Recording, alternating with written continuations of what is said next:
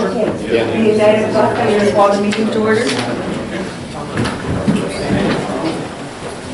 I pledge allegiance to the flag of the United States of America and to the republic for which it stands, one nation, under God, indivisible, with liberty and justice for all.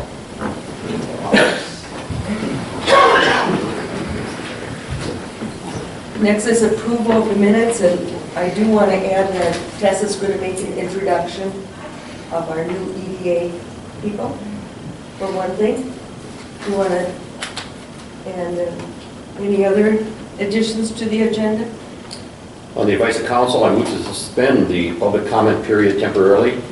Slanderous comments accusing a Houston County law enforcement officer of capital crimes have put the county in a position of litigious jeopardy. I'll second it. Further discussion? I will just go on record and say I'm against it because I don't believe in not allowing the public. I think that is kind of something that comes up to people running the meeting to make sure it's under control. So that's all I have to say. I did call NCIT for council also on this, and they said we don't need a public comment period except at a public hearing. So she said to treat it as a business meeting. Okay, well, I very much disagree, but we'll continue on. Call for the vote. All in favor? Aye. Did you get a second? Aye. Yeah. Yes, I second it. And I'm sorry. And opposed? aye.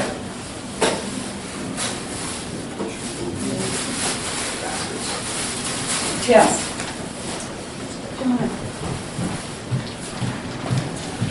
Good morning, Commissioners. Good morning. We did have this on the agenda, but at a later time. Okay. However,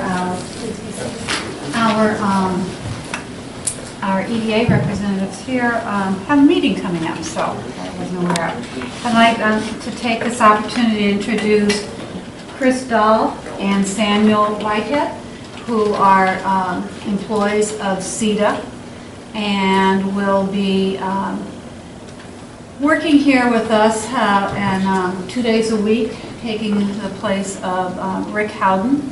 And at some point in time, once everybody gets their feet on the ground, I understand that one of these gentlemen will be our primary contact and will be here on a regular basis with the other one doing backup. So, having said that, would you each just take a moment to introduce yourselves as far as your background and how you came to Houston County? Started. My name is Christopher Dahl. Started with CETA last Wednesday, actually. So I'm fairly new. Not the newest. That's his responsibility now. But graduated from the University of North Dakota last December. Held an internship at the City of West Fargo for about 10 months in the planning department. So I have a little experience in economic development through working with our economic development director in West Fargo. Came to Rochester in this area through my wife. She works for Mayo. So that's how I ended up down here. And I met Ron and offered me a job. Now I'm here working for you guys. I'm happy to be here. And Chris, what is your degree in? I have a city planning and urban development degree from UND. That's my background. All right. My name is Sam Whitehead, and I actually grew up in Skyline, which is like, it's just considered a city, but it's adjacent to Mankato. And I went to this college in Mankato at the Minnesota State University of Mankato. And my degree is in political science and history.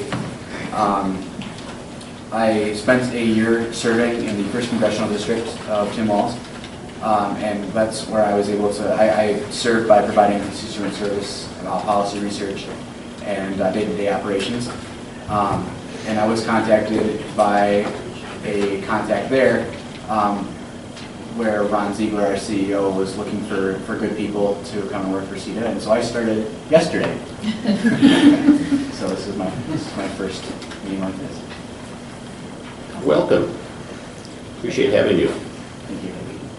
Commissioners have any questions for them? You guys have a 10 o'clock meeting, is it here? Yes. Okay. So will you be available when we're finished with our meeting, probably? Oh, absolutely. Yeah, we'll be here all day. So, Okay, all right, good. as far as I know. Tuesdays and Wednesdays, is that correct, generally speaking? As of right now, we're still trying to figure all that out. I think Tuesdays probably for sure.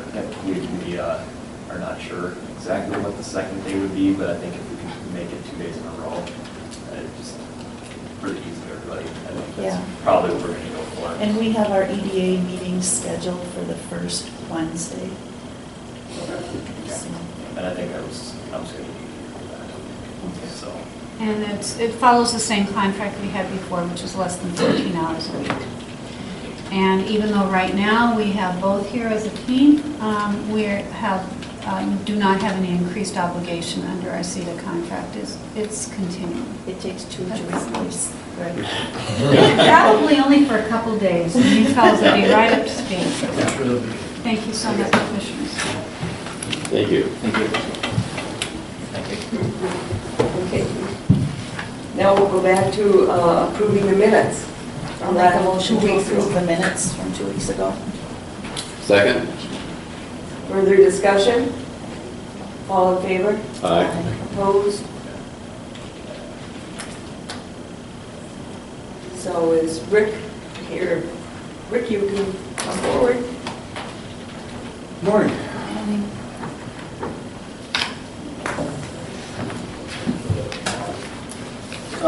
I've had a few discussions with the Public Works Committee. And what happened is the trucks that I usually use for aluminum redemption and collection and everything else is decided to leave its usefulness. And anyway, it does not, it will not, I cannot get it certified without throwing a lot of money at an older truck. It's just rusted out and it's no good. So given that thought, I put together two different options sitting here. One is, what I'd like to do is take the additional, or the van body that's on the old truck that's sitting there and retrofit that onto rails, which would be, and we could use it the same way as we do with our boxes and stuff now. We just hook onto them and with the existing equipment. But I need to retrofit that box onto the rail. I did talk to Tom Burrows. We measured it, and it can be done. It's going to take a little retrofitting to do it, but we can make it work so that I can use it with the existing trucks and everything I have. The other side of it, I did call Nedland Industries. That's where we usually get all of our containers. They would build the rails and send us down the rollers and everything else for the box. And I included that all in what the price I gave you on option one there. The other option is, I did find a used truck down in Decorah, working with a gentleman,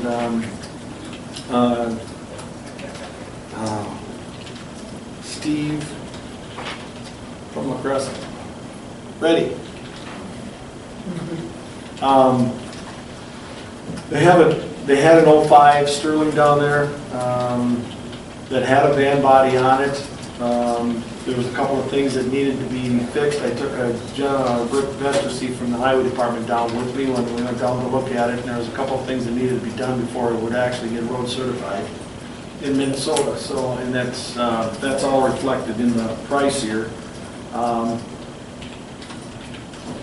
So with license and everything else, you're looking at $18,784 versus retrofitting that van body. I can do that for roughly about $5,000. I do not have that within the budget. I talked to the boards, past boards, prior to about obtaining another truck last couple of years, because I knew the other one was getting very weak on us, and it was seeing towards the end of it. The one that I'm talking about is it's a 91 Chevy Top Kick, and it's got a lot of miles on it, but it's also needs a lot of work on it. It's rusted out, and there's like the air tanks for the brakes are rusted. Needs new kingpins. A lot of that is just wear and tear, but it's too old to put that kind of money into it. So, like I said, from looking at it, I'd like to go with that first option that I sent to you, of just redoing that subframe and everything out of and then buying that 5,000 additional with labor and everything else, we can retrofit that van body so I can get it back to use. Sounds like the most economical plan, it's genius coming up with it. No, we looked at that a couple different, 3 times. I was a little worried at height when we started off because the truck is actually stands a little high. Mm-hmm. But we've got about a foot to spare. You can't go over the 13.6. Mm-hmm. This will come to about 12.4. Okay. So after we had to retrofit a little bit just to drop it some more, Mm-hmm. and we can get it to make, and we can make it to fit. And that's your preferred option? Right now, yeah. Yeah, I'm gonna try that route. yeah. It sounds like a good idea. Did you look at one in Iowa too, you mentioned? That's the one with Steve Oh, that's. down in Decorah. Oh, okay, Yeah. that's the same one, okay. Nice truck and everything else, it would really fit our, but I think we can, then I don't, what I'm looking at, then I don't have an extra truck to certify and Mm-hmm. gas and insure and, Low overhead. yeah, Mhm. streamline a little bit better.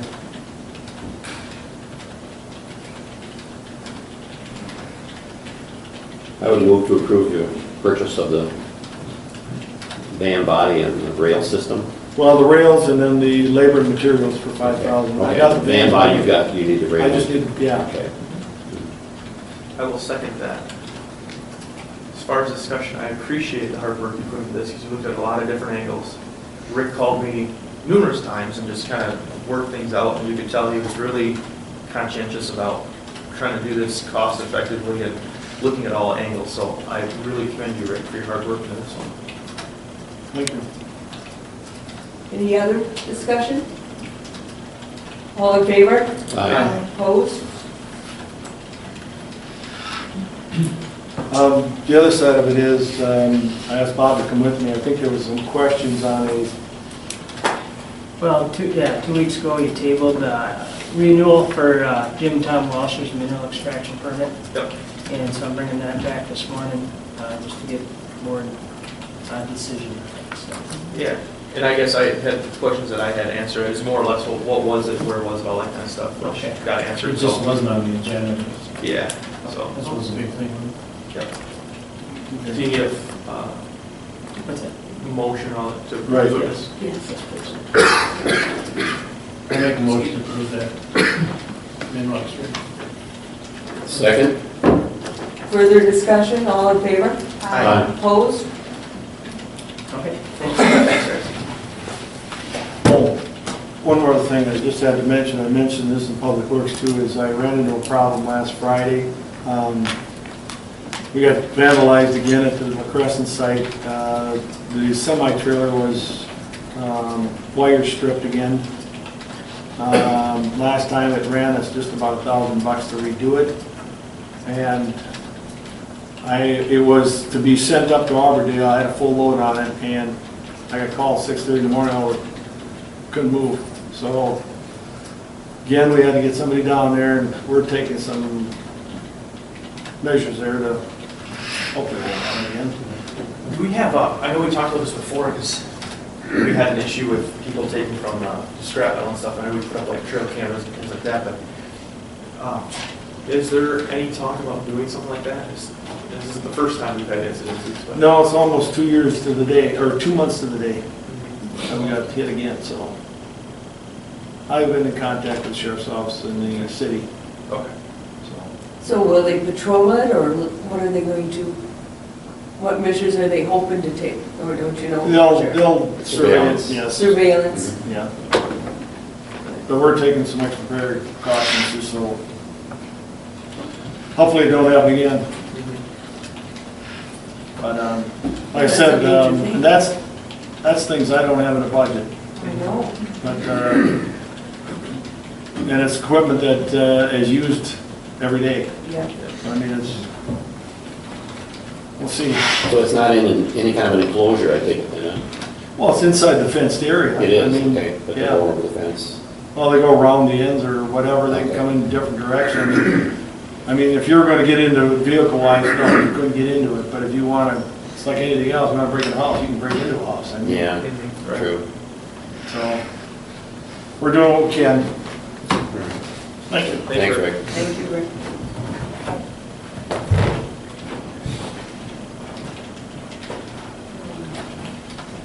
Linda, you want to move your human service update? We sure can. I don't have two of them here yet. Okay. Tess was supposed to be here. I thought Tess was going to be here, so we can still go in. She went to print something. Okay. She'll be right back. Brian said that There he she would be is. back. And I Tess, can- would you like to move up on the agenda here?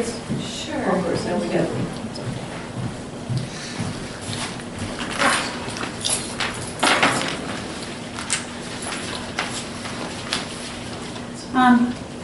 Auditor's office, I met with the auditor, and she came to me with a request, staffing request based on department need to move Carol Sherburne from .8 to .1 FTE. We discussed the need. We discussed the work that would be done, how it would also alleviate some of the concerns when staffing when folks are not in the office due to vacations or sick leave, some of the peak periods, not to mention the daily work is there.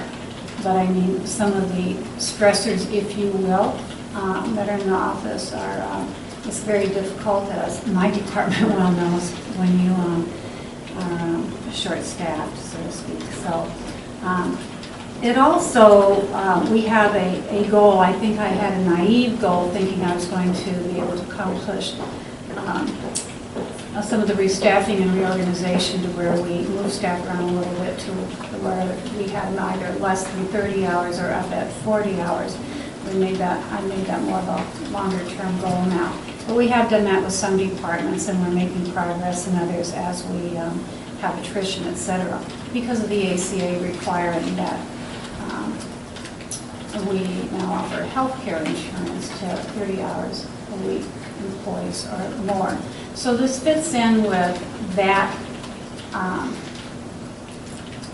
that goal as to really be looking at when we have staffing issues, how we go about doing that. And so, but there is an overall cost increase to this, and that's reflected there. And I should let the department head speak on her behalf. It just seems like we're always short-staffed, and we've got people that have been here long-term, a lot of vacation and sick time built up, and with elections and things, they're really been stressed out. I think this is going to go a long ways to alleviate that. Do you need a motion?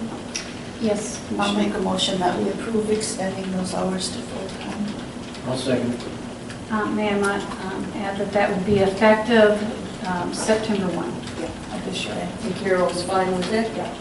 And this also covers licensing and the whole thing? Yeah.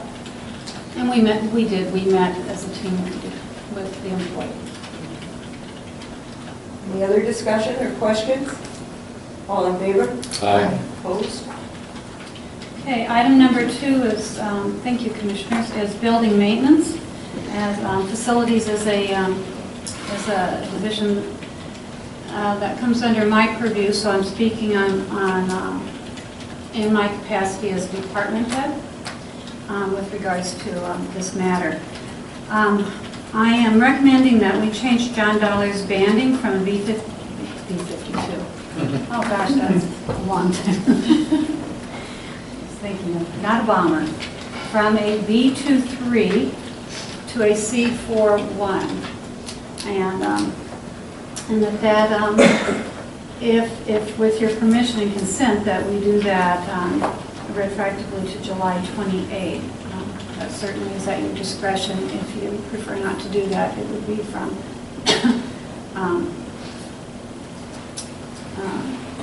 September 1 forward. But he has as you know, John came here with good, strong qualifications. He both in not just custodial, but moreover, he as an electrician, as a person who also has a background with boiler maintenance and a license for that. He is really taken on what I would call more than just lead work. He assists me in organizing the work. You may have seen us in the hallways where we actually are, trying to do project management together for repair and betterment. He exhibits a positive attitude. He is respected by his colleagues. And he's got exceptional organizational skills. So having said all that, I welcome any questions you might have. I would be building, this year, we cover the cost of this year out of salary savings we have from an existing position that is still currently on unpaid leave. Next year, we have to be added as a budget line, increase for budget line. Have you done a job description that's going to go with this new position? Yes, I believe you have that in your packet. This was sent up to Fox. Thank you for that question. Job description was completed and sent to Fox Lawson for banding determination. I did not do the banding determination. It was done by the independent contractor that we use for this purpose, and that was Fox Lawson, who developed and has the decision band method. And then when will we reevaluate his position? Will we look at it in 6 months, or will it come back in a year? I'm not like, quite... as you have advanced other people, then they come back and we look at it. Like a probationary You mean a Right. probationary period? It'd be a 6-month probationary period. And then it would come back to us so that we could. I'd have to make a recommendation to approve, disapprove, not disapprove, just approve. Right. What was the reason for retroactive? You wanted to- Because he's been doing this work. Oh, okay. We have been short of staff. He's been taking over some of those roles, but also he has been doing this work. This hasn't been us all of a sudden. It's been a steady progression, believe it or not, since about a couple months after he came, and that he showed he had these abilities, and we were really in need of a foreman. We have, I don't know if you have the position description in front of you, Shar. We have considerable square footage that we're responsible for. Significant dollars are attached to these facilities when you think about all of our facilities, and I think he would more than pay for any increase because of the savings. And we have to rely heavily on external parties that, the proof will be in the pudding whether or not this is going to be how we save this in vendor contracts. But, I'm an advocate of persons doing the job. They should be paid for the job they're doing. And quite honestly, he's very competitive. We could easily lose him to somebody else if we aren't paying attention to these kinds of things. I don't believe anybody is irreplaceable because each of us are. But this would truly be a loss for the county. And he's actually been doing this work, with the exception of the one thing that he hasn't been doing is providing daily direction to other staff. And that's a smaller portion of it. Now, one of the things John and I talked about is we're going to do, and I don't mean to frighten any of the staff or anything like that, but we're going to actually look at ourselves and do an efficiency study on how we do things. John and I talked about this. I've asked him to consider that, to be shadowing our staff to see where it is we can ratchet things up, to where we can may need to put a little more resources, and maybe where we just need to redirect our attentions from something that we have been doing, no longer doing that, and doing things a different way. So I think this is a very positive move for the county, especially in light of the significant structures that this county owns. Like I said, in the position descriptions, you may have them electronically, Commissioner. I believe.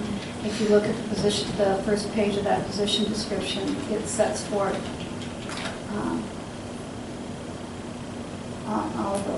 all those things.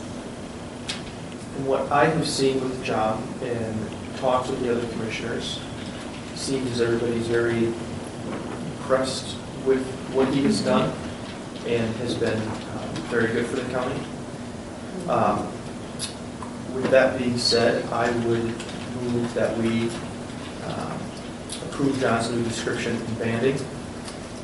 However, I would not go retroactive and just take it immediately. The reason for that, I appreciate him stepping up to the plate, but like all employees, we ask to step up to the plate when needed, and I guess I would just feel that he would be awarded new banding money when it's approved, but not retroactive. That's my only thing. So, that would be my motion. I'll second it.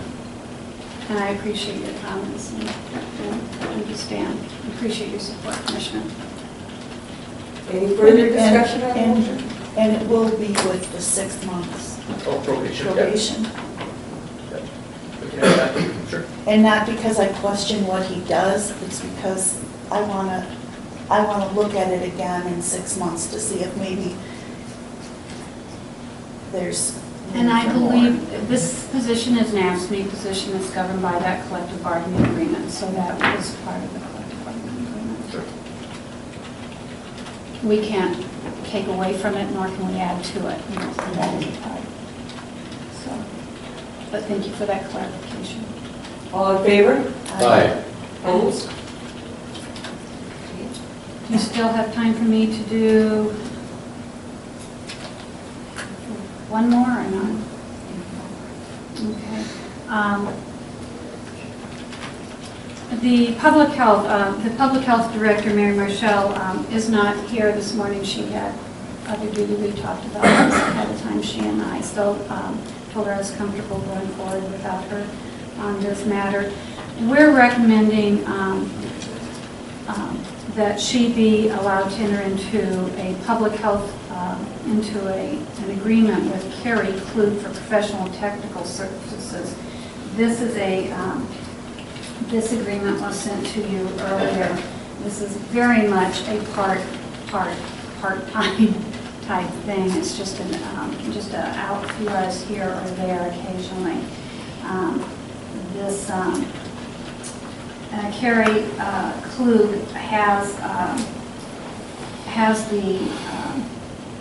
is duly qualified as an international board certified lactation consultant. As you know, the county has a peer breastfeeding grant through, I believe it's as part of their one of their public health grants on the nutrition side of the house. And this person would be on call for those persons if they have a question, on call for some of the mothers who might have a question. She also may be providing, as needed and as requested by Mary, specific training for the peer consultants that we have, who are 67 good employees. And this would be effective October 1, 2014, and run until September 30th of 2015. With a maximum dollar amount of $1,820, and that includes any travel until, and it may not even reach that point. But it would all be covered by the grant that's existing. Is this a joint grant with Fillmore County also? I mean, we were working together with them on the peer breastfeeding. You know, I believe they did have the person that was the board certified, and that is no longer available to us now, so yes. And we used to have an employee that performed these services, and we no longer have that as well. So this person is kind of filling in those roles. And Mary, of course, is lead on this. So it's just so that she can work with, Mary can work with Carey. So if I could have a motion on that, I'd appreciate it. Motion to approve the position for Carey. The agreement? Yeah, the agreement, I'm sorry. Okay. Second? Further discussion? All in favor? Aye. Opposed? Then there's a phased retirement request to extend to Mary Thompson to enter into an agreement with her to enter a third year of phased retirement. This would be a .5 FTE. Mary provides enormous services as a public health nurse to this county with her years of experience.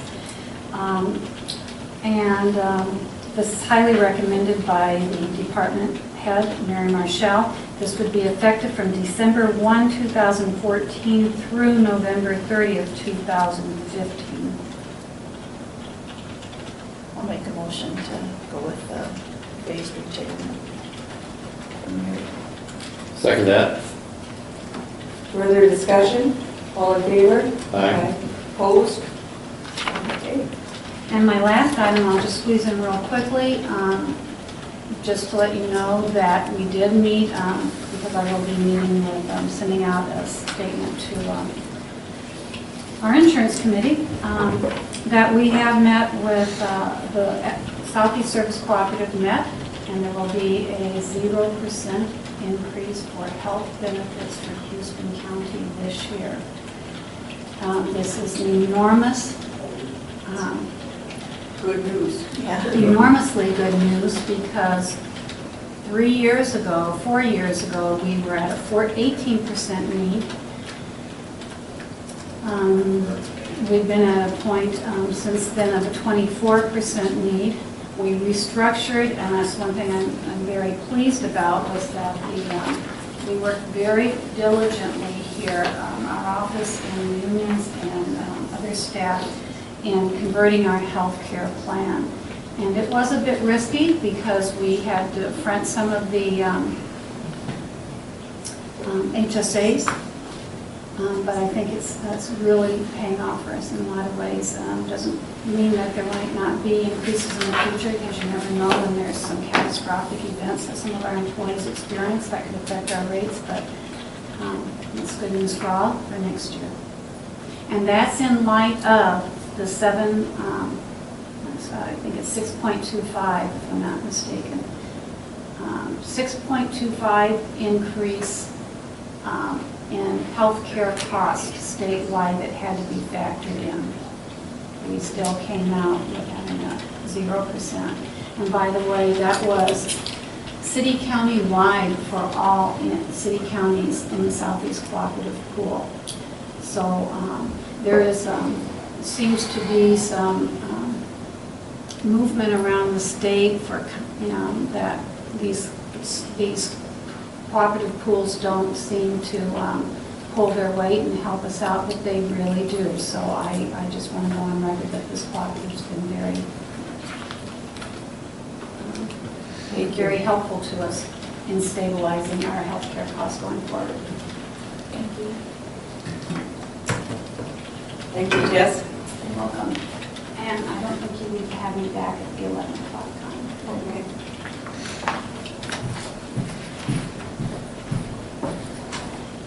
Human service update.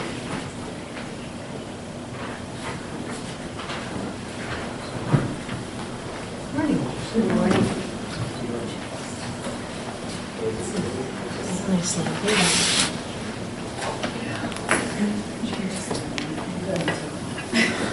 it's probably true.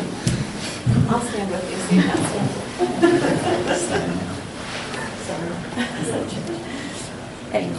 Sorry. These are new human service staff. This is Melissa Jordan. She is the new case aide in the child support unit.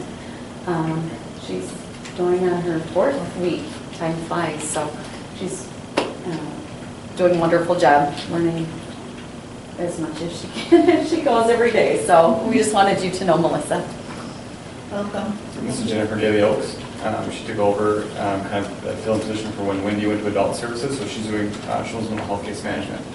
She's jumped in with both feet right away, as we usually do in our office. Has a small caseload and is getting trained before we get the kind of the school rush coming in the fall. So she's doing really well, fitting in great with the team. No complaints so far. I feel better now. Welcome. Thank you. Thank you.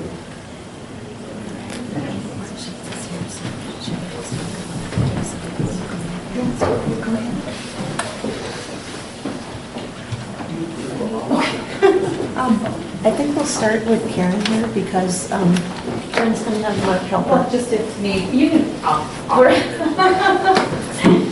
we just Mark and I had a meeting on Thursday of last week with her name is Diane Roon. She is working with the Southeast Minnesota ABE, which is Adult Basic Education Consortium.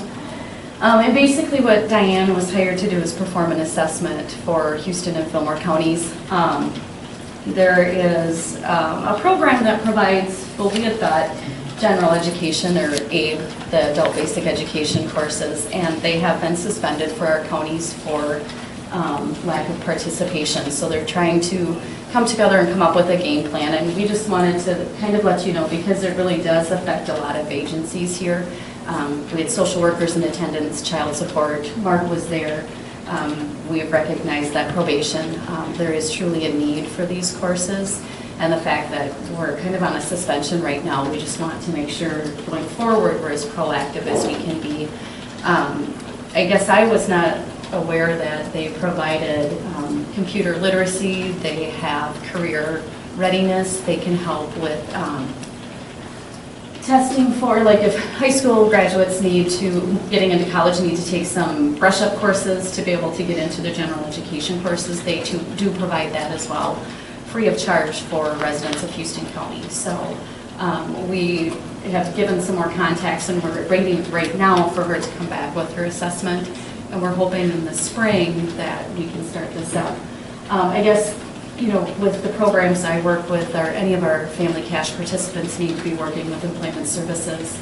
And that's one of the first things we ask about, and is a barrier to people becoming self-sufficient and becoming more stable in life, is, do you have your high school diploma or a general education degree? So how can we ramp that up? When we look at the child support side, if we've got non-custodial parents that aren't working or have difficulties working, what other supports can we put out there? Whether it's computers, just not knowing what they want to do. And then really, I guess, when I look at Mark with his population and being able to get inmates, we know when people have stable lifestyles, they're more productive, and it's just not know about the funds before? No. Just all of a sudden came up here about 2 weeks ago. Well, I heard about the meeting. Yeah, and I'd always seen it listed, there's general education listed in the community education flyers. I didn't know that there was this whole. So who was on the committee before they called everybody together? There really wasn't one that we know of. So a lot of light bulbs went on for us, and when we heard there was a chance it was going away, because what they told us is between the two counties last year there were 11 participants. One did complete their get their GED, 3 made progress, and then the rest just kind of came hit or miss. So, but then when we look at statistics in the data. because like I said, 48% of all high school seniors need some type of remedial course or brush up to get in. Was it 70% of all inmates? Yeah, I had GED instructors come in twice a week last year, which ended the school year because they don't teach in the school or summertime. But I've had inmates go on to their GED test in Winona. They passed the test. So it's a good program. We just need to keep it alive in Houston County.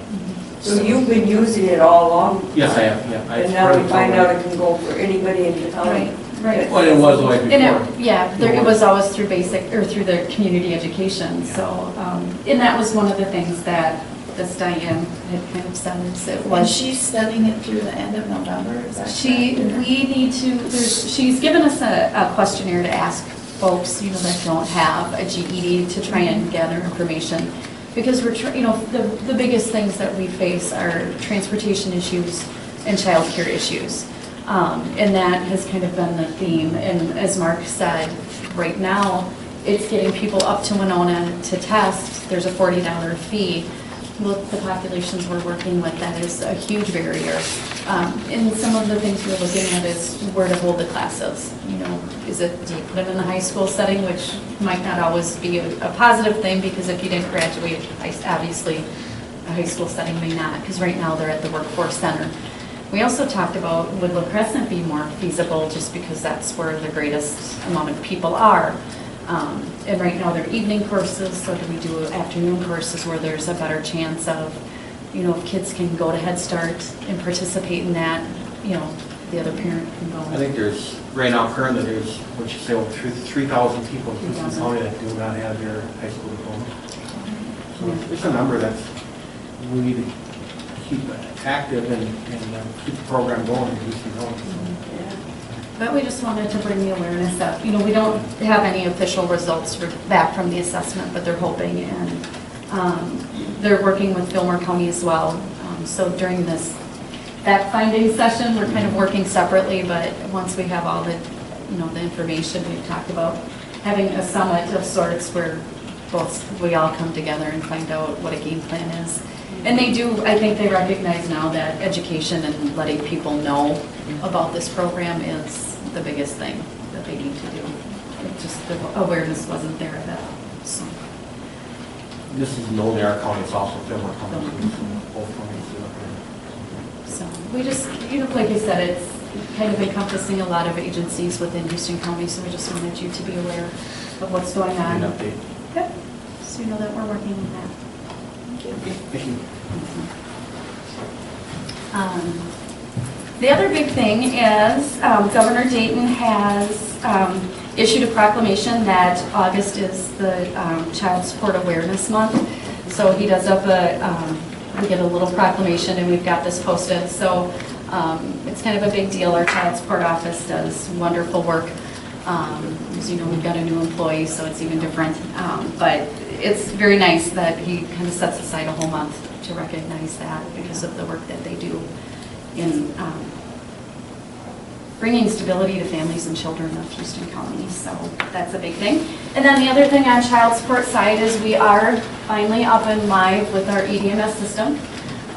It seems to be working really well right now. We've got a few glitches that we're kind of working out, but nothing too bad. So we're moving forward with that. So that was a big check mark off there of things that we're doing there. The other couple things right now, Houston County, and this is just an FYI so you know, we are part of a 5-county regional grant for SNAP employment and training services. It's Mower, Goodhue, Wabasha, Dodge, and Houston County.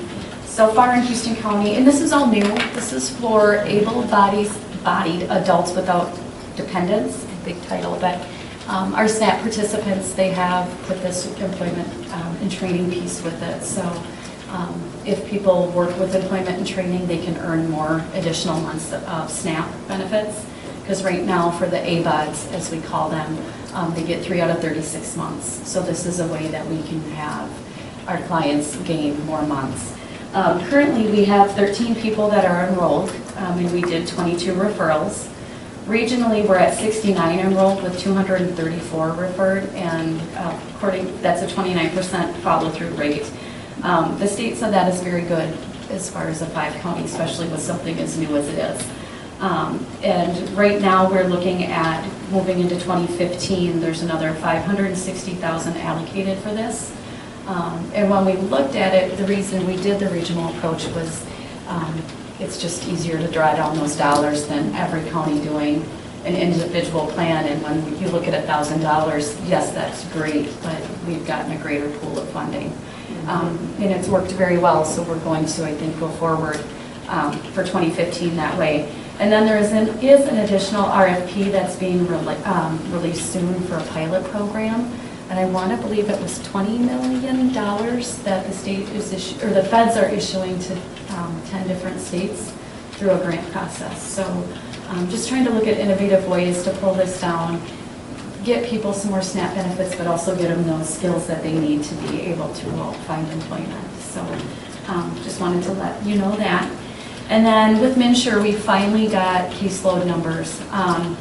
We currently have 475 cases on MNsure. And when I say that it's broad, that's the people that are on MA, the Minnesota Care, our interim MA cases. So we do have 475 cases, which is 834 people. Our estimate was 252, so we are above what the state had estimated for us. They will start converting the rest of our Minnesota Care cases. They were paper, they were up at the state. The counties will have to process those new paper applications. So Maria Stemper, our MNsure worker, has already learned how to do that. And then There will be 4 more of us that will have to go to training in St. Paul shortly. They haven't told us when. I'm assuming the conversion will start in September, but again, we don't have dates on that. So the nice thing is they will be giving us monthly updates of our caseloads, where we've gone since October or January really without even knowing or having a good way to find out what we've had. So that was a step in the right direction. So, and it's busy, you know, back to school time. You would think summer times would be busy seasons for us, but as we go into September, things really start to pick up. So in all areas, so we'll be hopping.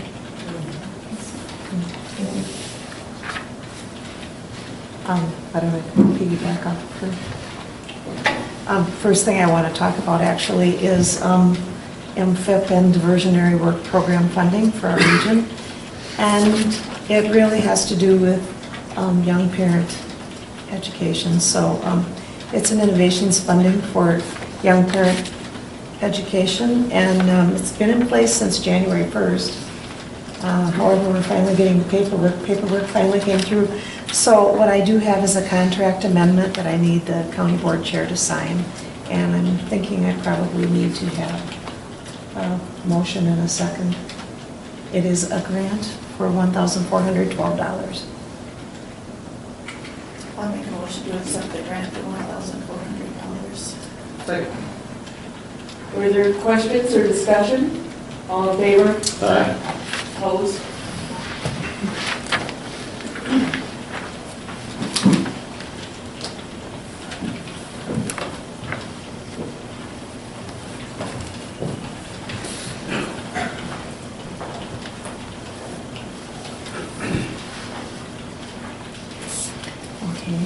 Along with that, the county directors in our region, that would be actually 12 counties who belong to the CD pilot project. We voted at our last meeting to move away from a regional project at the moment. We've been in this CD pilot project since 2009. It's possible we might have a local project, or it might end altogether. We do have a co-op agreement, the counties all do together, and it is with Zumbro Valley Mental Health Center. And I think they're going to be called Zumbro Valley Health Center very soon. And anyway, we are going to end our contract with them, and in the meantime, between now and December 31st, when the contract will end, we will be exploring some other pilot programs. What's gone on is the pilot project has been pretty hard to qualify for, as an individual person has. The larger counties have used it quite a bit. The smaller counties have gotten to pay for it and not used it. So since 2009, we've had one person enrolled in the pilot program. And some of the other little counties have had the same issues. I don't remember who's had what here exactly, but I think Dodge County may have had 2. Fillmore may have had 1. I'm not sure if Wabasha's had any, do you know? Yeah. They've had 1 maybe? 1 or 2. Yeah, and then the larger counties, Winona and Olmsted, have actually utilized it. But we do pay a monthly fee to belong to this pilot. So the state started another pilot this past year, and we could not join that one because, of course, we were in this pilot. So we may join that one, we may not. We may not join any pilot. We don't have to be in a pilot project. We can continue to do services like we already do them. So I guess we'll see what happens with that. I just wanted to inform you that is kind of a big change because, like I say, that's since 2009, so quite a while we've been working with that. Last month I talked about the reprocurement of health insurance for people who are age 65 plus, and I remember me talking about doing a big, long survey. It was on 3 companies. It was Blue Plus, Medica, and UCare. We have the results back from all those surveys, and actually the state went ahead and picked all 3 companies to invite to do contract negotiations. So it's kind of like they could have picked them without the survey, but apparently our input was important, so they knew enough that they could pick all 3. So that is the way that worked. And lastly, This afternoon, I am going to, in Rochester, a Hearth Connections meeting. What it is, it's a company who has a long-term homelessness project, and they also serve our region. And anyway, I'll find out what that's about, and then tonight I am going to speak at a parish council meeting for one of the churches in Caledonia. They want to possibly start working on some homeless, I don't know if I want to say prevention or help with homelessness type of a project. So maybe it's the beginnings of something nice going on in the city of Caledonia amongst churches. I don't know.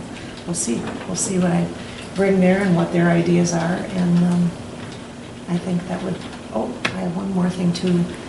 I don't know if you remember or not, but about a year ago, the SEMCAC Advisory Committee asked if someone from the county board was interested in being on the advisory committee. Steve is on the SEMCAC board, and I think at that time you said you didn't think it needed to be a county board member, so it ended up being me, which was fine.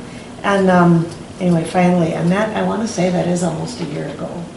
Anyway, they finally have gotten into contact and set up a meeting, and there will be one in early September. And that's about what I have going on at the moment. So. All right, a few updates coming from DHS. They're looking at reforming case management services, and then there's a legislation coming up here. And the work groups reforming for 2015, really looking at targeted case management for adult mental health and children's mental health, and some of that DCM stuff. They're not going to touch, sounds like, adult protection or child protection at this point, because it's a little trickier given the nature of those services. Some of the things we're looking at doing is adding a common definition for roles and of what case management is across the state. So everybody will have a common definition of what case management is. Clients and consumers will know, and it'll be kind of universal across the state. Hopefully they added a little bit of flexibility for our smaller counties moving forward, but that's one of the kind of things that are happening. With that, they're going to look at doing some performance standards. Right now, they don't review cases for adult mental health and children's mental health case management. So they're looking at putting some outcomes and things in place that they want to see happen, and then they'll end up reviewing those cases, much like they do child protection. They're looking at increasing consumer understanding through informed consent and basically developing tools that we give people that we serve so they understand what we offer, but also what the funding mechanisms are for that, so they understand kind of where the money is going and how we spend it and what pools of money we have to pull from. They're also looking at creating certification for case management. So right now, and we go through the merit system, they're looking at actually putting in a certification to become a certified case manager. That'll include things like your education has to be within social work or a close related field. Plus, every year you're going to have, what they're proposing is 20 years of education hours, continuing hours every year. And if you do not have a degree in a field that's close related to social work, you're going to have what's called case management associates. That's what they're proposing. And then you'll have to have a certain amount of years under your belt before you actually become a full-blown case manager at that point. With that, they're also looking at changing the targeted case management methodology for how we get paid. This is something I kind of mentioned before. They're looking at a couple different frameworks. They're looking at going away from their current system, which is basically a random thing that comes in your email. You take what you were doing at the time, and they basically pull aggregate data and give you a rate based on how you're spending your time. A couple things we're looking at is one is potentially a tiered model, which would account for the time you actually spend. So you would actually look at billing out your time for not only face-to-face visits, but also all the coordination that we do, referral, linkage, and stuff like that, that we roll into a rate. The other one that they're kind of looking at and playing around with is called a disabilities rates framework, what they did in kind of the adult world, which is taking into consideration cost of staff, administration, and county expenses to look at developing a rate that way of what we would get as far as our TCM rates are concerned. I'm trying to budget my weasel my way into getting on some of these work groups, just for the fact that, things such as that latter one, we have kind of a lower rate as that we pay social workers in this county, that would greatly affect, what our TCM rates would be for our county. And so kind of doing some advocacy work on kind of looking at, the tiered model would be great. We put a lot of hours in doing case management work, and so that would potentially raise our rates quite a bit. Along with that, they're looking at caseload size limitation. So they're looking at having a standardized caseload. This is basically your max and capping it off. The proposal would be 30 for adults and 15 for children. We run 35 to 40, 45 for adults, and then 20 to 25 for children. So we're up in both of those. So we'll kind of keep an eye on that. They're also looking at expanding some eligibility for adult mental health and children's mental health diagnosis for eligibility. And what they're looking at adding is post-traumatic stress disorder to the adult mental health side to be able to bill for those services and those individuals so we can serve them appropriately. Along with that is they're looking at creating a DCM specifically with children with developmental disabilities and those ones which we already did. And that was my proposal, Lisa's position. That's the reason we did it, is because the state is now recognizing that need, so we're ahead of the game with that. Her caseload, she started 4 months ago, she's got 27 cases already. I mean, it's a need in every county now, the state's finally recognizing it, and so we're ahead of the game on that one. And then some of the other changes that are already kind of started to work their way through, group residential housing, eligibility, and some things have changed there. Individuals now will have to pay 40% of their income, looking at, instead of what the original was 30. But that being said, they are looking at having incentives for work. So if you remain eligible, even though you make a little bit more money, you're working. They're also looking at having the eligibility change from month-to-month eligibility to every 3 to 6 months to look at redoing it. And so, which is kind of nice. And the state's going to do a lot more of the GRH work and qualifying the homes and things like that, and take some of that burden away from the counties, it sounds like. Changes in armed services or adult rehabilitative mental health services. They're increasing actually flexibility in that role, so they can actually do more. They do some parenting work, and what they do is they basically work with adults that have qualified mental health issues to help them organize and kind of go day to day, keep in the community. And they're going to also increase the rate of pay for that service. The issue is they did that and then decrease our portion and allocation of our CREST developmental health funding by looking at about 11%. I don't think that's set in stone yet. I know Lynn Skinner is doing some work to try to make sure that doesn't happen, but nonetheless, it's a pretty significant portion when we look at what we get and how much we use that and utilize that pool of money.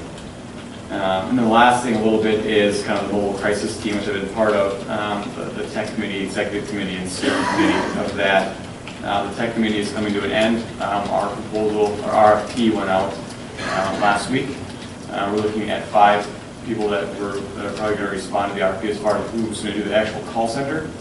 And we're looking at Canvas out of the cities and then a couple local, Zumbo Valley Mental Health, Social Human Relations, Center. I think we'll all probably go and apply for the RFP and see if they can kind of provide that call center accessibility. So it's an after-hours call center for somebody's in crisis.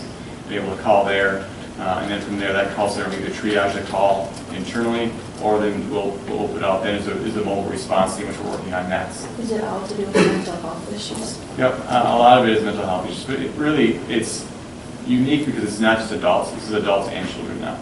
And so really where law enforcement will get called out, this is kind of a diversionary program that will send out a team to do some planning, to do some work to get people out of jail, out of looking at the inpatient, the big one's the inpatient clinical things. And so that's underway. The operations teams are forming right now to kind of look at what the mobile teams will look like. And then also the recruitment of the responders. And the response time they want is within 30 to 45 minutes. And so they're looking at the local responders. So social workers from Houston, Fillmore, they don't want anybody from Winona responding to a call in Caledonia.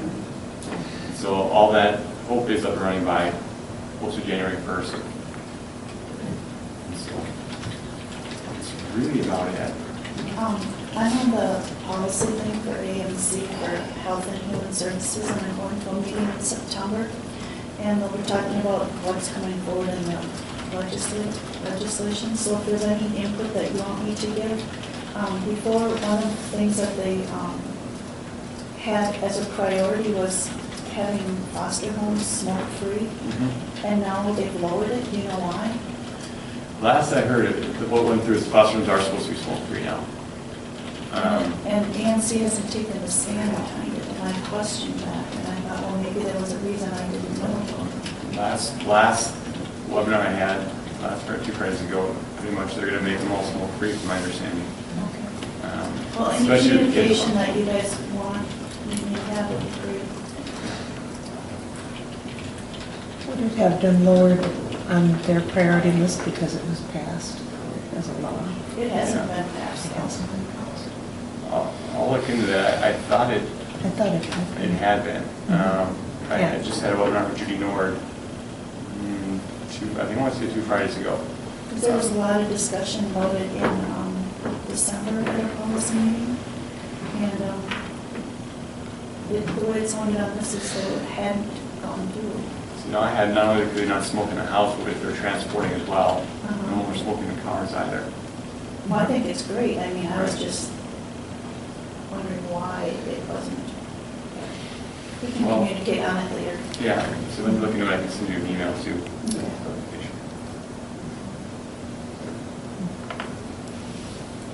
Any questions for other meetings? Thank you. Thank you. Welcome to your new people also. Thank you.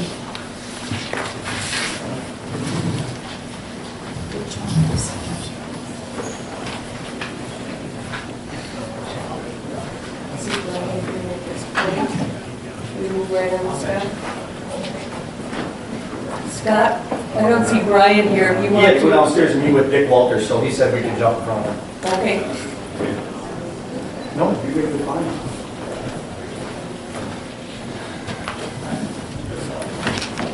Morning. Good morning. Me today is Dean Geske. He's from LETG. He's their sales associate. Here to answer any questions you might have about what LETG is. I think we've been over that, but he was going to be in the area, so I asked him to stop by and be here as a resource if he's needed. You asked when we originally brought this to the board to come up with a way to fund it with a, what I heard from Commissioner Zeminski was a 0% levy impact.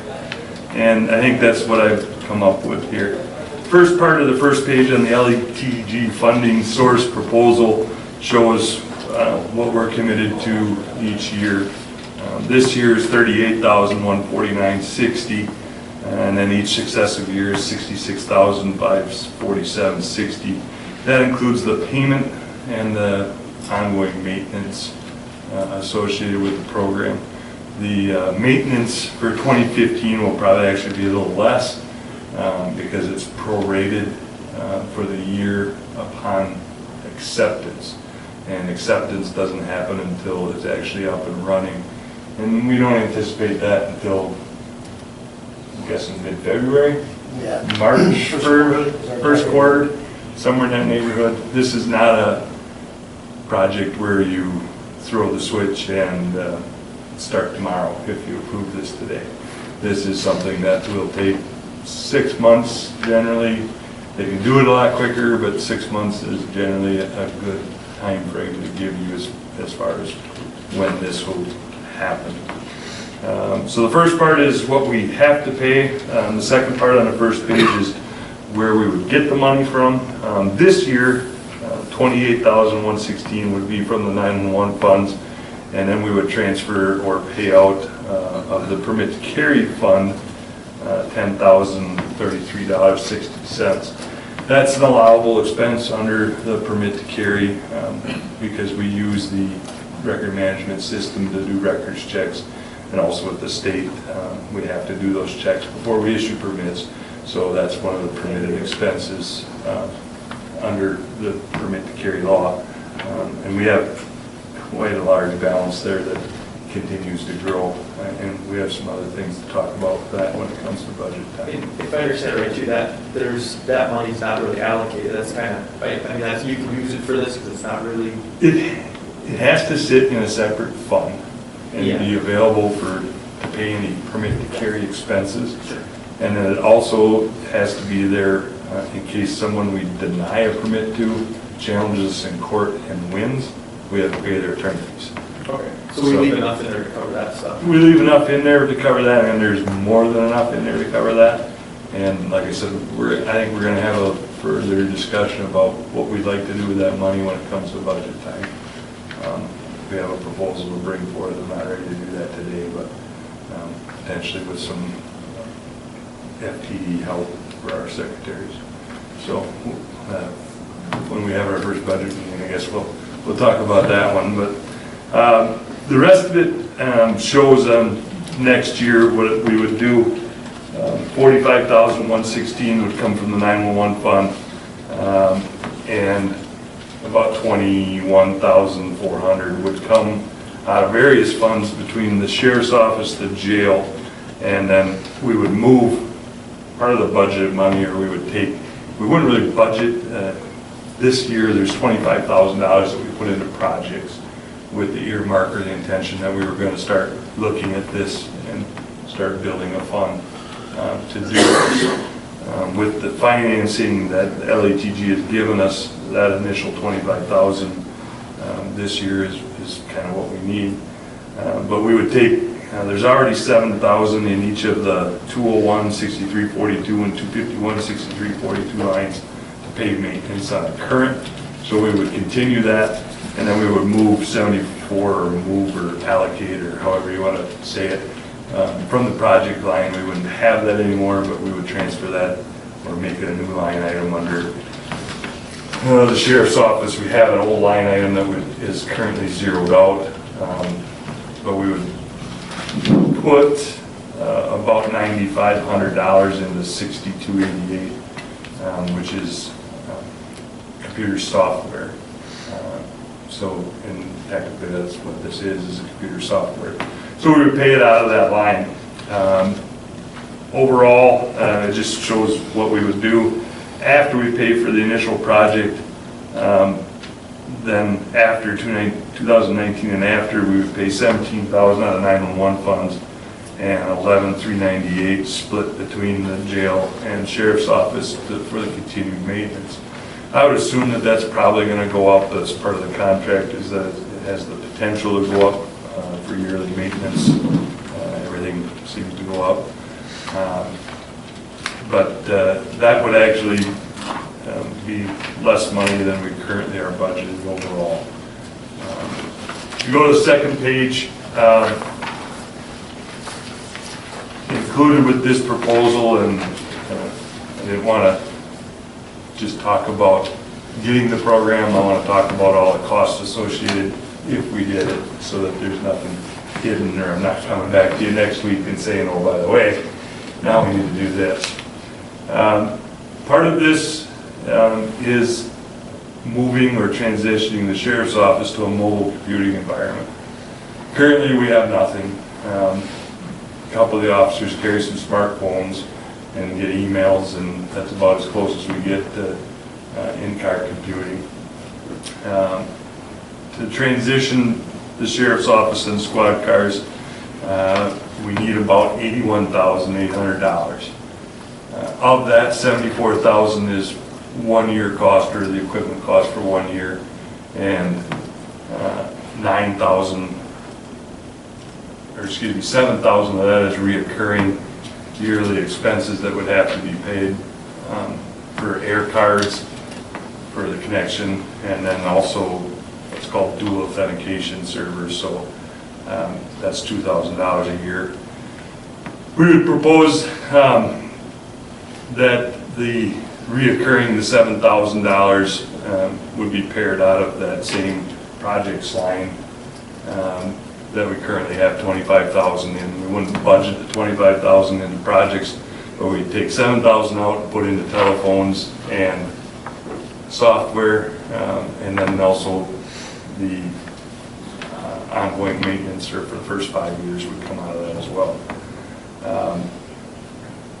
After this year, or how we would pay for the equipment, the remaining $74,800 this year, we did set aside the $25,000, or budgeted the $25,000 last year for projects when we did our budget, thinking that this was the potential of what we wanted to do. We have $30,000 in vehicle purchased that what I would intend to do is the sheriff currently drives a forfeited vehicle. It wasn't the intention that he was going to continue to drive that. We were going to replace his Durango with something else. We sold the Trailblazer that everybody was using as kind of if somebody needs a car, it's there, I guess. And then we are going to use the Durango to replace the Trailblazer as our third kind of backup transport vehicle for when we need to go to Fergus Falls during a blizzard, which normally happens every time we have to go to Fergus Falls. It seems to be snowing and the worst road conditions of the year, so then we leave that vehicle. Doesn't get used a whole lot, but it fills a need. We don't have any other four-wheel drive SUV type vehicles for that type of purpose. Then that vehicle's a 08 GMC pickup, half-ton. It's got like 60,000 miles on it, 62,000, so it's a pretty decent vehicle. Fortunate it was a DWI forfeiture, so unfortunate for that gentleman, fortunate for us that it provides a vehicle that we don't necessarily need to replace. That vehicle replaced our 98 Ford F-150. We always seem to have a need to haul a trailer, the meth trailer, the boat trailer, the boat, haul large items of evidence, and without our own truck, we have to borrow an employee's truck, and calls into question on insurance and coverage if something were to happen while we're using it. So we would use that 30,000, and then the last part of this, so that we don't use any budgeted money, sale of surplus county property in our budget was budgeted at 0 this year. Normally, I think we had it budgeted we used to have it budgeted at like 3,500 or 5,000. It was a small dollar amount. This year at the auction, we had a very good auction. In our department alone, we sold a little under or a little over $21,000 in surplus property. The squad cars and the Trailblazer, and then we had a large amount of stolen, unclaimed properties. That was all brand new that got sold fairly well. So we actually, the Dodge Chargers are selling for a lot more money than what our old Crown Vics used to sell for. We used to get $7,000 to $1,000 for a Crown Vic, and we got $3,800 to $5,400 for the Dodge Chargers. So quite a bit more money we're getting back on the end of our life of cars as well. So that kind of helps us, helps our bottom line out a little bit. So for this year, since we didn't have anything budgeted, and the $19,800 wouldn't even eat up the entire amount of money that we had from the auction, and that's after we paid the commission. So that would total up to the $74,800 that we need to do the line items of the tough books, the docking stations, the mounts, and then the software and all that type of stuff. Also the printer. I sold to make a headrest printer that replaces the headrest. So it actually prints your tickets out now right in the car. So it makes ticket writing a little bit quicker, and then it's automatically transmitted to the state and everything's done. So did all the cities sign on with this? All of the cities have signed on. Matter of fact, Caledonia apparently was extremely optimistic. They've already signed their addendum and mailed their check in. It's quite a surprise to get that reaction. So Dean wasn't expecting that. All the cities did approve the contract. They were told to wait till we met with the board today to finalize our agreement. So what they're actually signing is an addendum to our master agreement, so that they have their own agreement. 2014 expenses are either covered by their budgeted money, 911 funds, or the unbudgeted proceeds from the sale of the surplus property. And every year thereafter, they're covered by 911 funds budgeted money that we're utilizing for the same purpose. And then the partial, I'm calling it transfer, I don't know what you want to call it, from the line item. We used to have projects into the other line items. And we'll repeat that until we no longer need that $14,431 of budgeted money that is coming out. So of the $25,000 after this year, we're only going to use $14,000 for the next 5 years. So if we had continued with the $25,000 budget each year, this is actually $11,000 less than what if we continued at the same budget level. And then after 2019, we only used $11,398 of the maintenance line, unless of course it goes up. The 911 funds currently, we have yearly expenses of $62,000, and we get deposited a little over 90, or a little shy of $93,000. Dan's provided on the single sheet of paper projection on what it happens to his balance. This is with all the known expenses that we have. Of course, things can always change between now and then, but we are fairly up to date on all the equipment, just moving in to the new dispatch center that was pretty much updated, everything there. So there's not a whole lot of anticipated new expenses, but we still add to our fund, 911 fund, every year. A little bit of money, $10,000 over the next 5 years would get added to the fund. So we still maintain an $80,000 balance in there at the end of the year in case there was something, or the end of the project schedule, in case there was something that would come up. We're not going to zero that like we did when we did the council update. We actually went in the hole for quite a while there until the deposits caught back up again. So that is what we found. I guess I'll answer any questions that the board might have, or I have two. Okay. They're simple, you kind of covered it, but I just want to clear it up. So what's the recurring cost after we have yearly, is it that 7,000? I guess I was kind of lost. So the yearly maintenance? Yeah, is that just is 20, on the very first page is $28,398. It's 17% of the overall project cost. So is that the stuff on page 2, that 5,000, 2,000, is that in that 28,000? No, that is not. Okay, that is separate money. Okay, Yep. so, but that's all covered? That's all covered out of the transfer, the monies from the project lines into, I call it transfer, I guess. Well, budget-wise, I properly say that, but we're going to take it from one pool line, or from one line, and we're going to just transfer and reorganize it into the other lines. And then as far as, I know you mentioned a couple times from different, transferring monies, that's not going to leave us short in one of the other ones or anything. I mean, anything projected to come down the pipeline that you foresee that we'd be shortfalling or anything? Nothing? No, nothing that I see. Our equipment is all fairly well stocked. I mean, we've done a lot of updating in the last 8 years. There's of course some things that we're going to continue to have. Cameras are going to need to be updated in the cars, but that's not to do with this pot of money, so to speak. I have hopefully a different pot of money for that. But I don't anticipate that we have any large expenses that are coming down the pipe.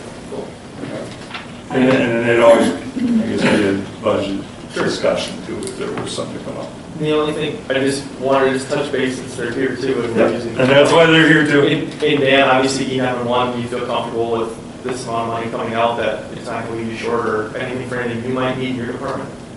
No, because our phone system that we put in when the jail started is supposed to have a 7-year lifespan, and I don't foresee that changing. Okay. By the time we're doing the payments for this, we would maybe be starting to look at that, but okay. And I'm also hoping we can maybe cut a few of the known expenses down in the future too. Sure. And obviously with electronic stuff, you're going to be involved, everything's... One thing about, and I want to bring it up here so that the board is aware, of some of the discussions that are happening as well because of this project. This project brings all the cities together like we've never had before. We have a shared system that we're all going to be using together. There's been some very preliminary discussions about the cities obtaining IT service from the county. Of course, that is a discussion that's going to take much more time than we have today. But there is some genuine interest from the cities to get that service from the county. I know there's at least 2 cities that would like to sign on today.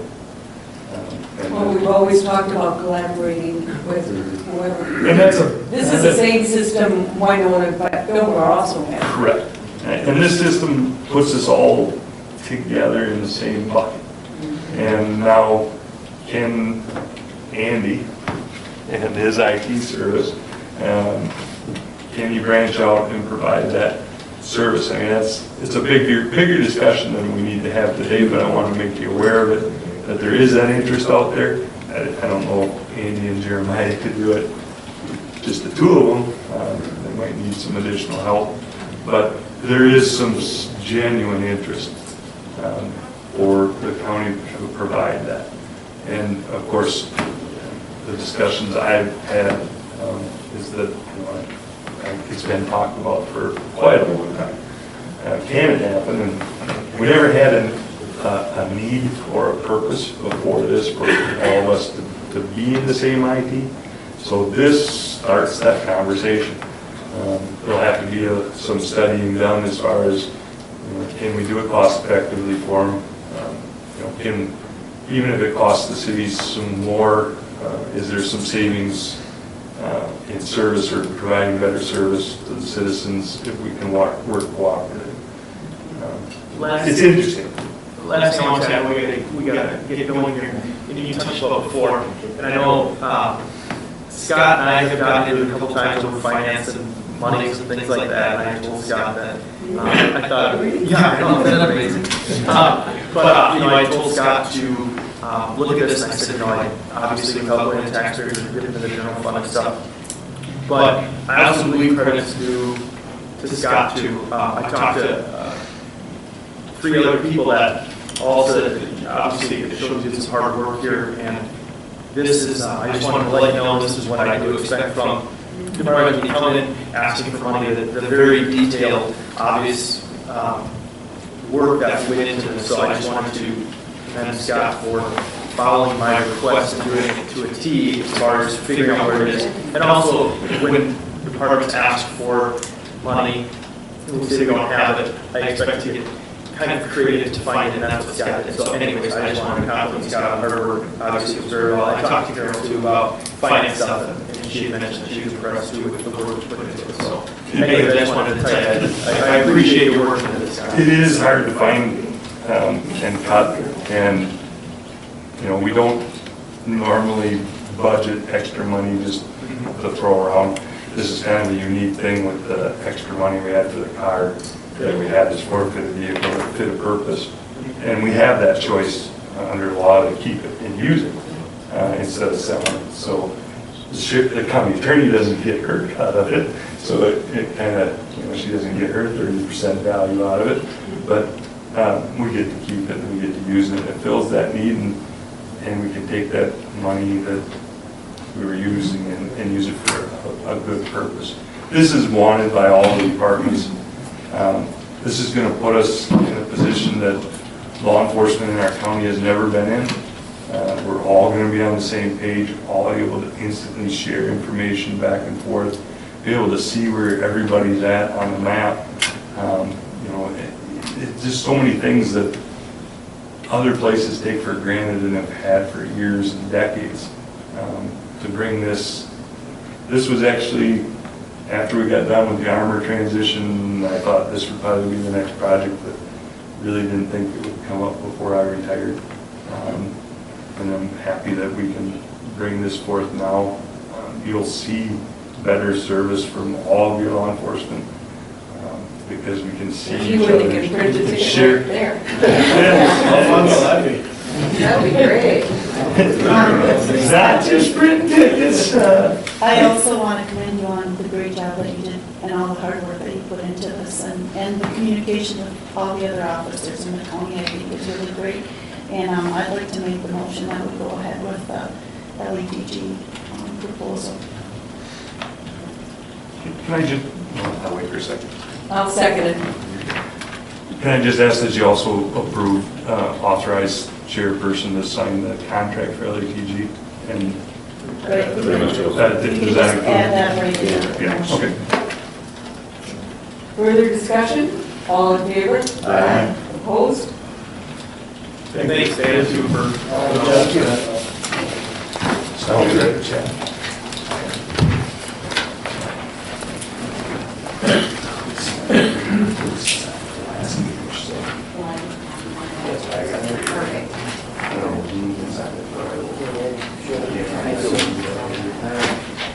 Well, you guys are doing that, can go ahead with Lawrence or? Brian? Brian? Oh, Darrell. I'm not making it. I will make a motion to approve that. Yeah, I don't need any talk, right? Well, I think, you know, what we're here for is for you to accept the proposal and to allow the county attorney, I guess it would be, to proceed with contract negotiations on the request for proposal. So I don't want a signature today because I don't have a contract, but if you'll accept I'm seeking a motion to accept the request or the proposal for court-appointed attorney fee contract from the firm of Fluhoff, Peterson, Johnsrud, and Kniesel. And it That- actually went down from last. It went down, yeah, at $44,000 a year. And that you allow the county attorney to enter into negotiations for that contract, to work out the details. Money wouldn't be the issue, it would be the details.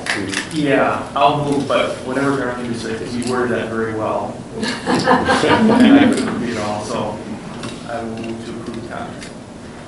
Well, you said it, I said no.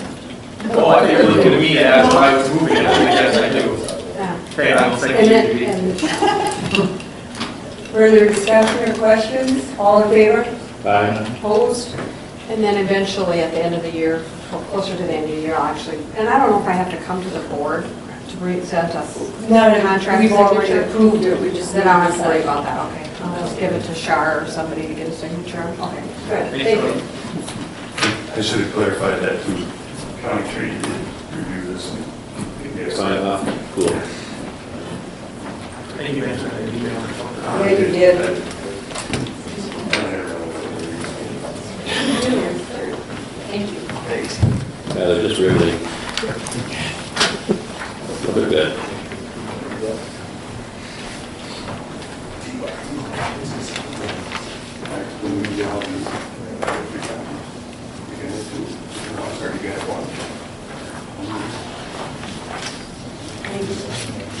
Okay, Brian. Okay, I have two items. The first one is to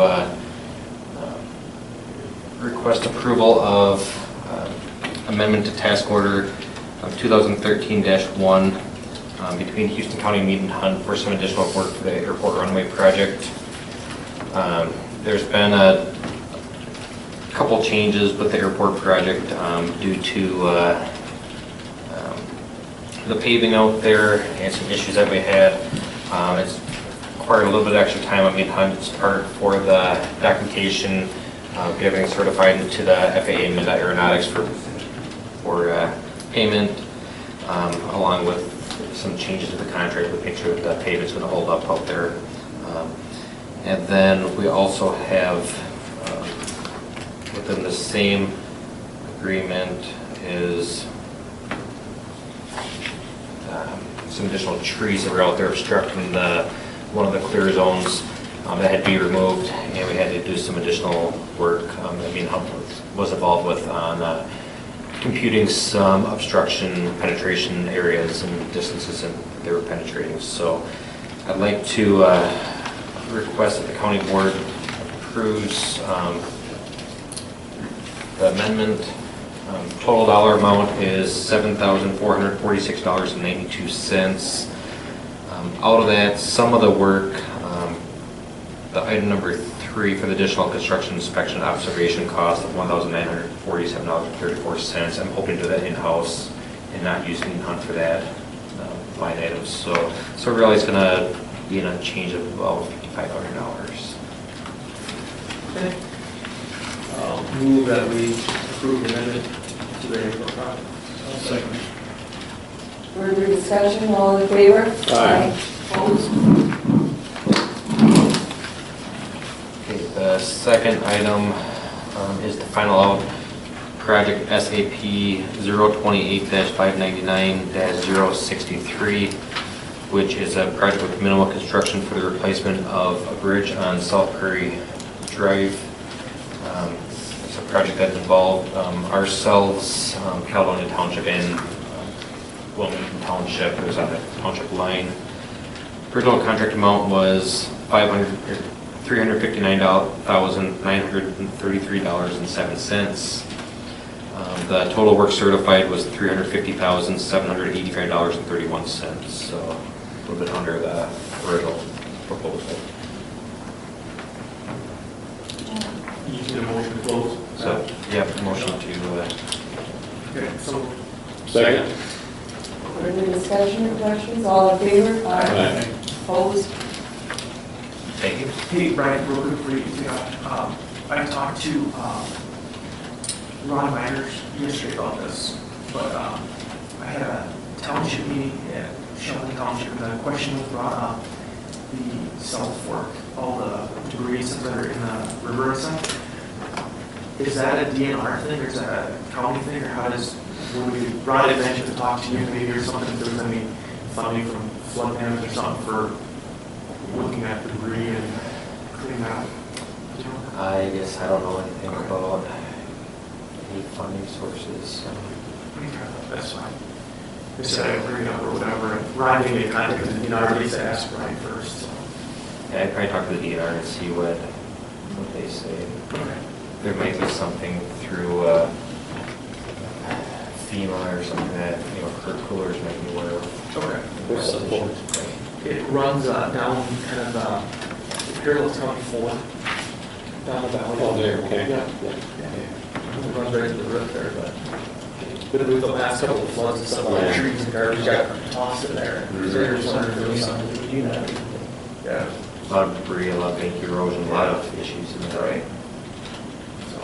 It sounds like sudden water project, but. Yeah, and I asked Ron, and he said talk to the DNR, and he said talk to Ryan about if there was anything that they were aware of, so just jump through the hoops. Yeah, so we'll be aware. Yeah, exactly. Yeah, but I can do some checking on my end, but. Yeah, if you know of anything, but just let me know, otherwise I'll contact the DNR and ask them if there's anything. Thanks, Ron. Okay.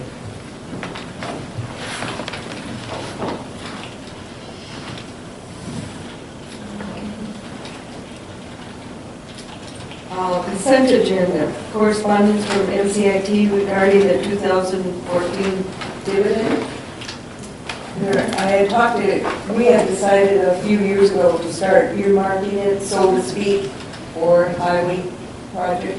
I talked to Carol about that. We can't exactly have a capital improvement budget, but it'll be noted on our reports that it's in fund balance to be used for that, so is that correct, Yeah, Carol? the auditor deal, we can't have that. It's actually, the GASB, the financial standards and GAAP. They, a couple of years, it was 3 years ago, they changed what you're allowed to actually designate as of your fund balance, and it can no longer be designated for operating expenses or designated for that. It has to be specifically committed to a fund or committed to a project, or it needs to be restricted by law. And really, those are the only things we can designate or commit for. And you've done that at the end of the year.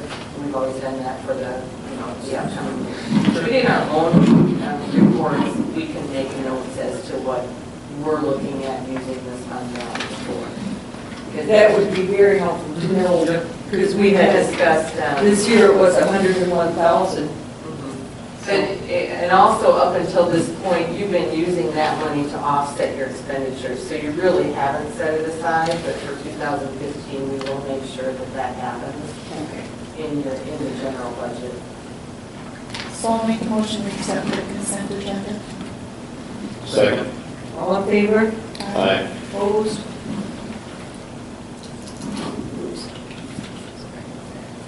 Can we get into the discussion so quick? Sure. Roxanne, issue updates. Next Monday's our study group meeting. We had one yesterday and it went well. Moving forward. Highway Department, anything on that? Not on that end, but Dana and I are meeting with some people that had asked about talking, another company in the area that talked about potentially putting forward some proposals for a building they thought they might be able to do somewhat inexpensively, so we said we can meet with them. So that'll be taking place shortly, but we'll let you know if we find anything useful out of that conversation. And as you know, we're still waiting on the, There was a survey done at the fair on the courthouse and the historic jail issues. Yeah. What, do you remember the? So we don't, yeah, I do, but we'll bring back a report on good, it from good. EPA. it's also on the website, the survey is. Yeah, so if anybody didn't get to the fair to fill out the survey, it's on the website. And then we'll bring back a report on EPA, what we found out. Good. We need to also talk about, I don't know if we have time right now, but we need to set up our budget meetings because the 15th of September is when we have to have a preliminary budget. So, if maybe wait till, Should we put that on the discussion item and yeah. if we don't Set have up our time for dates. this deal, we can come back. Commissioner reports, Dana? Do we want to do those now or? Yeah, let's wait on those. Okay, wait a minute. Let's, maybe if we want to do the discussion items that we just need to hold on. Approve the claims and human service license center disbursements. Can I make a motion to approve the claims and service license? Second. All in favor? Aye. Opposed? Approve tax abatement for parcel 20.0224.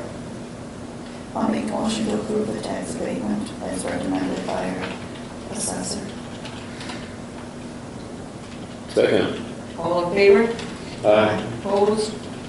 Approve temporary liquor license for American Legion Post 191. We all got that? Move to approve liquor license for American 191. All in favor? Aye. Opposed? Okay. And approve the minutes of the special meeting with the EQB on 7/31. No. Move to approve the minutes from the EQB meeting on July 31st. Second. All in favor? Aye. Opposed? As far as that budget meeting, are you thinking, Teresa, having one of the next Tuesdays, or you thinking of an off?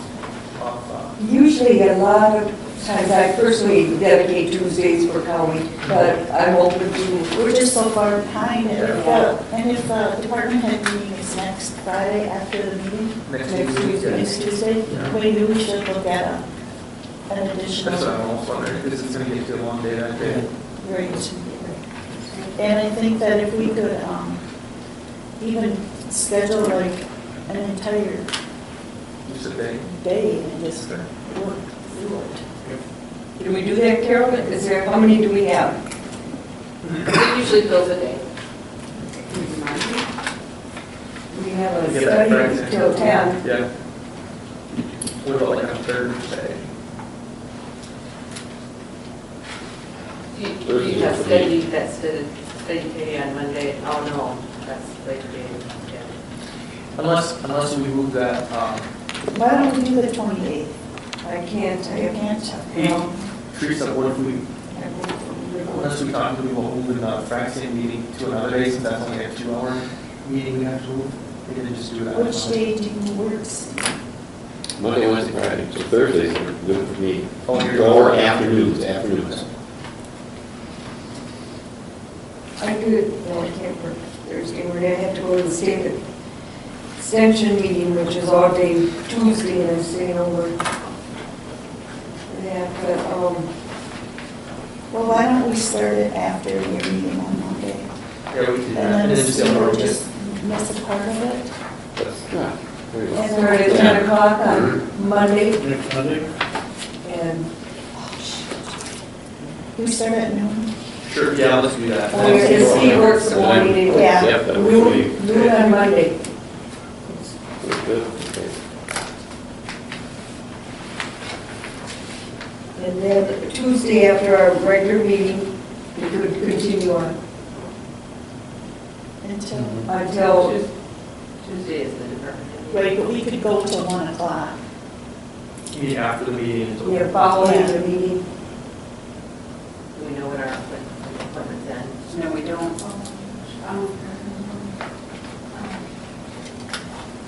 Even if we could get in a couple.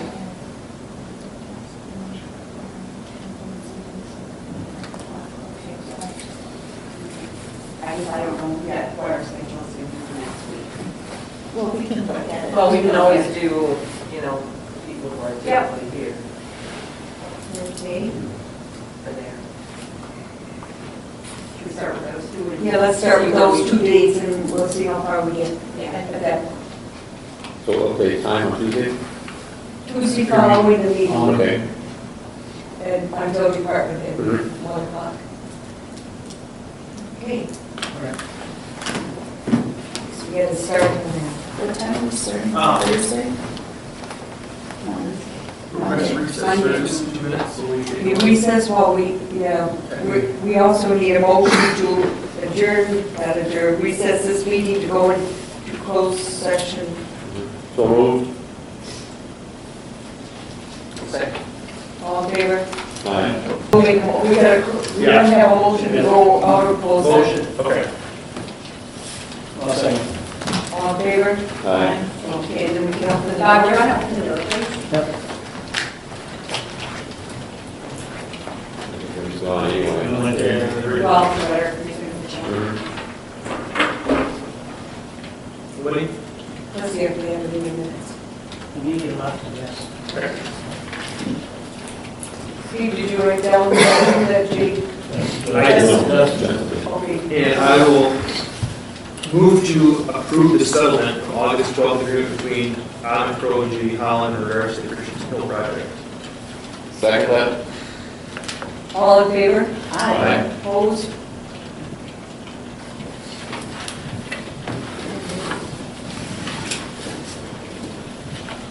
Okay, we can probably wrap up our meeting with our commissioner reports then.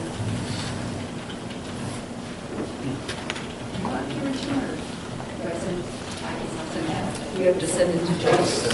Very good. Yeah, just, It was What did you say, Dana? Oh, Or you want to start? yeah. Friday, came here and certified votes, Okay, let's see. Justin, and then went to the fair and spent some time in county EDA booth. That's all I did. We were at the flag ceremony too. Yeah, I was there. So, nice fair. It was very good. For reports, same thing there, it was the canvassing board, and then Monday, Friday, same meeting with Teresa. And then we had a Sheldon town board meeting that I went to, that was what I was talking to with Ryan, that I just went down, obviously entering budget time, try to make it to all the townships, if we get any questions or anything that we should be aware of before the budget goes on. That was one of the questions, was some of the debris in South Fork River, as far as if there was any funding or something to help alleviate that, so. And then Teresa and I had a meeting yesterday with Ryan and the county attorney on a land dispute down in Mount Curry area, which I think we kind of are all on the same page. And we'll maybe talk more about that later, but it seems to be we're just gonna, everything's gonna kind of stay as is. So those are all the reports. I do have one comment, I guess. Question would be on the vote this morning to do away with the public comment period. Is this Temporary. temporary? Okay, it's not indefinite. Okay. How long have we been? How long do you anticipate? So we get a chance, I think, discuss how do we handle it from here on out. Kind of keep the repeat. kind of- Can I ask how the attorney thought that we'd be in trouble and that lady made that remark? It would be. Well, how do we? She was a. Yeah, Well- this was the forum for it. We In, provided a forum. and to be honest, I guess my How view, cold it is. It was kind of off the wall thing. and to be honest, my view, I do believe what Donna said was out of line. And I don't have anything to believe that Tracy would ever be violent. He's always been very nice and helped us out when we needed him and things, so I don't see that. So I guess I'm disappointed that a comment like that does come out. I just would very much encourage the board to make sure that we do allow public comment and we'll have to try and do something about it, but yeah, I think it's a very key thing, especially in today's government, being able to allow the citizens to have a platform to address the board as a whole. I would like to make sure that it's not gone permanently, but But to hear the same thing week after week after week is so redundant that there's not new information coming, and then when we start making accusations, I feel that we're not actually getting the representation from everyone. And you know, we were starting to, when we were starting, people would come in and talk about the jail, what we should do. Then I felt like we were really hearing about from people, but I did talk to MCIT because I've been questioned about my role, was it my fault that it happened? And they said you announced before every single public comment period, no personal attacks. You can't really control what comes out of their mouth. I was so stunned when I heard it, I probably should have been ready to And in truth, end it right away, but it really threw me when she was talking about murder, you know, all of a sudden. So, and I do try to, I mean, we redid our policy with getting rid of those video cameras walking around.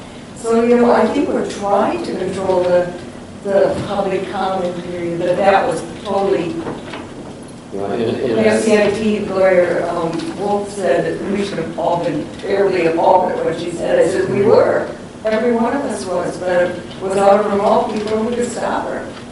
well, and I think to answer Judy's question too, on being week after week after week, the same thing, a lot of it I think is contributed that when people don't feel that they're being heard or understood, they have a tendency to repeat themselves, and I do all the time, when I don't feel somebody really is paying attention or hearing or listening or whatever. And I think, you know, when people call and email and people don't reply or contact back, or when somebody's talking and you're looking in a different direction or not paying attention, I think a lot of people feel that they're looking for help and nobody's helping them, so they keep coming back asking for help. So, you know, I think being cognitive that we need to not only allow them to talk, but truly listen to what they're saying and try and help out, or make sure that they know that what they're saying is truly being heard and taken to heart. So that's the only thing. And I know sometimes it gets repetitive and broken record, but I think it's just important to make sure that they feel that they're being helped as well. So that's the.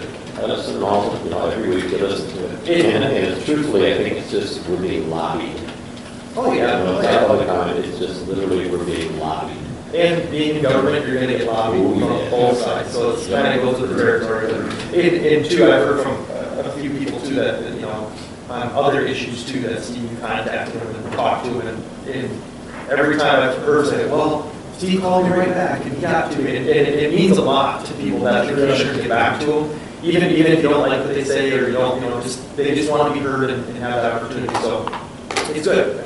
I think we all are, I mean, even when I got those 43 emails when we were first, you know, from the Land Stewardship Project, I replied to every single one. Yeah, and I think it's. So let them know I got it. Exactly. And so I'm listening to everybody, all your, yeah. they're all texters. So I think it's good. To a point. You know, a lot of people think I'm wrapped up, and I'm getting more heat from people who think I'm wrapped up with these people. I'm not. They like me because I listen to them. And I don't promise them nothing. I think by shutting them down, like taking away the public comment is not going to help. You know, they're going to make their feelings stronger. I stated it was temporary, and it's just a matter of let's let's rethink this, do it a little bit different. Sign up and, Let's have them to have another approach too, you know, it's What not about like a just. forum where they could? Well, NCIT suggested suggested to me that we have a sign-in sheet like we do for the public hearings, and also have our rules attached to it so they know the rules. Then if they don't follow them, we can ask for it. Well, and I think it's all good approaches, but it still doesn't help somebody just saying something off the cuff. I know, you can't stop it. And I think it's just, coming out. you know, respect and trying to stay on top of it. If somebody does and they're asked to leave, and Well, in some ways, I think it's okay then to say that that person has lost their public comment privilege, right? Because, or at least for a while. right, because we have to monitor it somehow. Yeah. Why have one person influence what happens for everybody? Yeah. Well, and that's why I think a lot of diversity. That's what's happening. Her out versus now shut everybody's mouth, ability to communicate. But, you know, she's getting to the point, even those editorials that, you know, the corrupt planning commission and some of the things against Mr. Griffin and stuff, those are not really comments and scandals, really. But, I mean, we can't control what the paper publishes either, but, you know, it followed right after our meeting too. Well, we need to think about this because we need to, keep a little better order. Yep. Okay.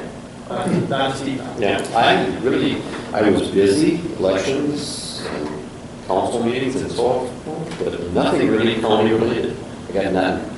I got none. Yeah.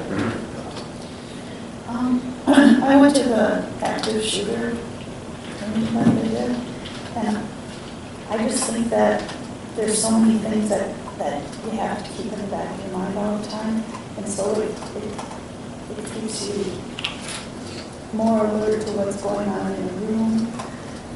It was very good training, and it was different than the last training we had.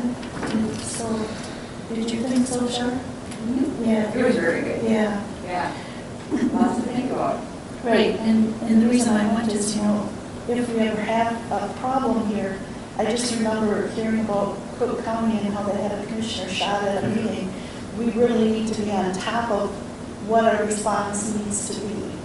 You know, and you never know when that person, just like an outburst, you never know who that person might be. And then I went to the Southeast Minnesota Emergency Communication Board meeting, which was really interesting. And we talked about the training that's coming up, for ECHO training that Kurt sent something out on. They talked about what we need, you know, that we need representation from all different areas in the county, from the fire departments, and to encourage that they join in on this training. It was really good. They did a lot of talk about what the training is that they're going to be doing and how they do it, and it's very informative. I have down here, this has been a while, I've been busy, but hoof and mouth, have you guys heard anything about hoof and mouth reoccurring? Yeah, it's a ongoing thing that there could be more information coming out about it again. And so they said it's really serious. What's causing that to spread now? I don't know. I don't have any idea. You're talking about the Clover Hill ambulance. Right, the ambulances. Yeah, I thought it's one of their emergencies they could be facing.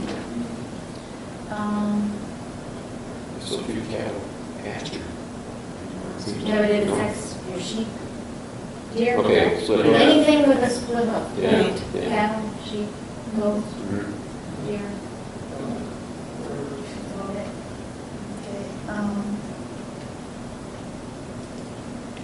And then I also worked at the fair at the EDA booth, and it was really informative because there were a lot of people who just stopped by to talk and had a lot of questions about things and didn't realize. I had talked to someone that's not from around here who had no idea, thought she knew Eastern County well, when we started talking about places in Houston County, she had no idea of what all goes on in Houston County. So I thought that it was very worthwhile to have. It was a nice move. Barb did an excellent job of setting it up. I learned a lot about different topics.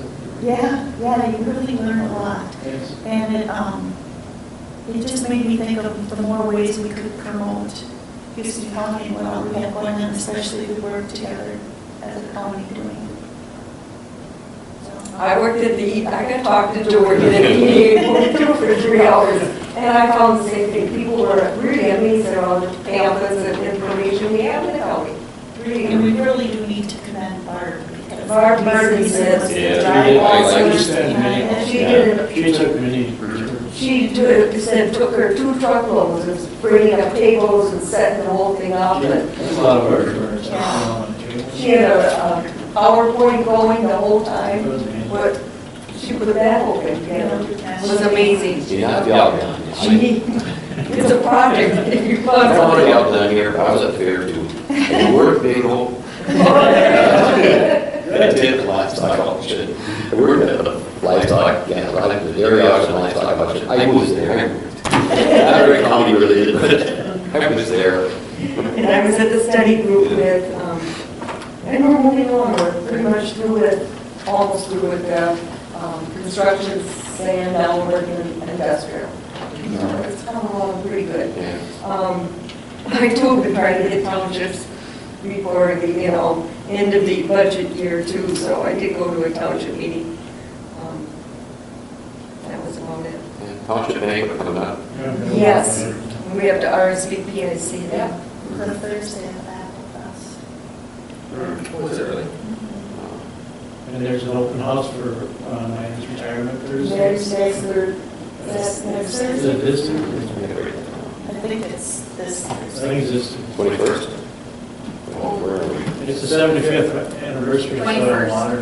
So it is this Thursday. Yeah, 11 to 2. And we have our wedding anniversary on Friday. How many years? 44. Big one next year. Yeah. And that's all I have. Any other business to come before the board?